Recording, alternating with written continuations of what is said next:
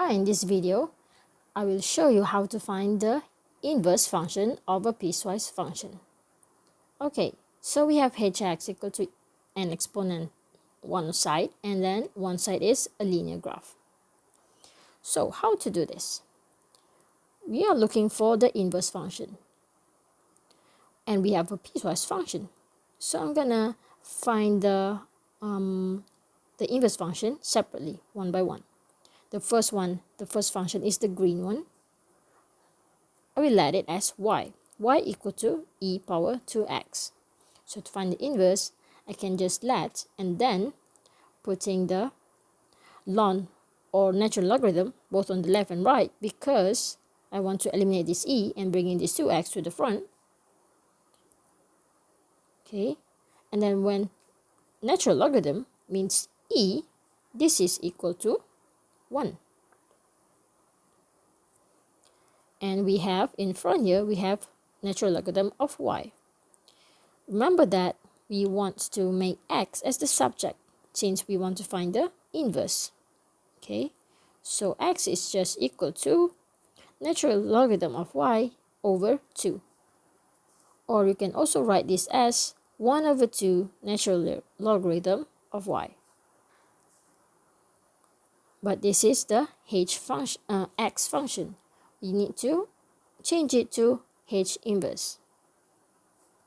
So that means we just have to change this value from y to x, this unknown from y to x. And then we have another function which is x plus 1, which is that red function. So I'm going to write that red function equal to y and rearranging so that x is the subject. Now we have gotten the h inverse for the other function. After that, we can compile it and write the h inverse of this function. The first one is the green function, which is 1 over 2 natural logarithm of y. And then we have the red function, which is y minus 1. But remember, everything is in terms of x. So we have to change that y to x.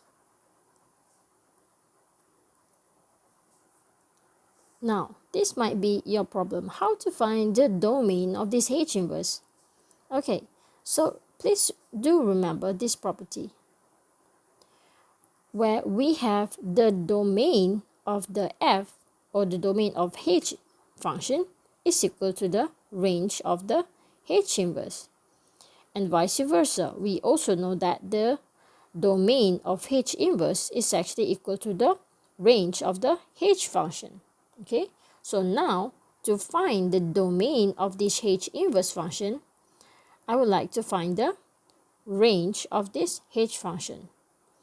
But since this question also asks you to sketch the graphs, so why not we just sketch the graph and see what is the range of h function from the sketch. Okay, the first function is the exponential function, e power 2x. And how to sketch this? We can start by looking at the asymptote. For this question or this exponential function, we have plus e power 2x is plus 0. So this is our horizontal asymptote, which is y equal to 0.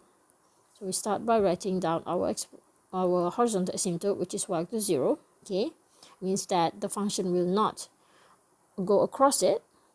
And next, we have to look at the symbol in front of this x, which is positive, and symbol in front of this e, which is positive.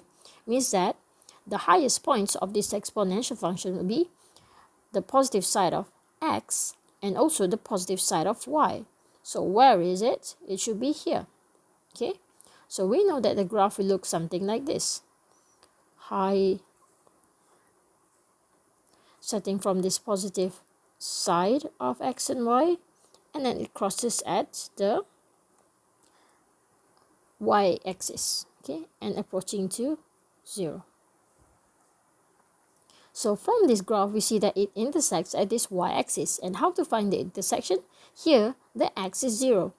Just replacing the x as 0, and you see that the y value is actually 1. Just writing 1 here, and that's your graph for e power 2x. But we have a domain here which states that x must be less than or equal to 0. which means that it's only exists on the left side of this x-axis. So what happens to the right side? We have to erase it. Okay, so once you erase it, what happens is you only left with the left side of the function. And now we see that there's an equal sign, so it means that here for this function there's a then circle over there. So what is the range for this green function? You can see that the range is looking at the y function, y-axis. So the smallest value of this y is 0 and it stops at 1. So how you should write your value here is it starts from 0 but not including 0 and stops at 1. That's the range of this h function. Okay, or you can also write it, or you must write it in this form, which is x in the middle and less than equal 1 and then 0.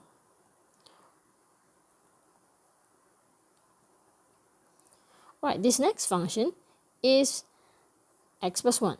So this is just a straight line, y equal to x plus 1. So since we know that the gradient is positive, it must be increasing. And plus 1 here means that this is the y-intersection. So it's just here. So it starts from this y equal to 1 and it goes up straight. Please use your ruler to sketch it. So this is your pink function, which is x plus 1. So what is the range of this pink function?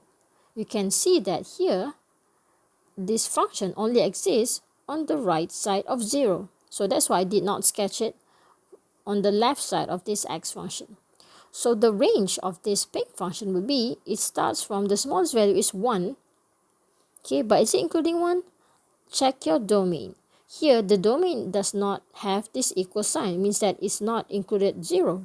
So we have to start not at 1 until infinity. Okay, because it starts at 1 and until infinity. And why is it not including 1? Because there's no equal sign here. Okay, so how to write it here is you have to start with x and greater than 1. This means that it's from 1 but not including 1 until infinity. Okay, so this is your h function. We have found the domain of this h function by looking at the range of the h function. But we also need to sketch the h function on the same axis. So to sketch it, we have to first draw the y equal to x line. And then, since we have the intersection at y equal to 1, this means that it will also intersect at x equal to 1 for the inverse. The pink function first on the right side, on the positive side of x, and going up. After that, we have the green function approaching to its asymptote.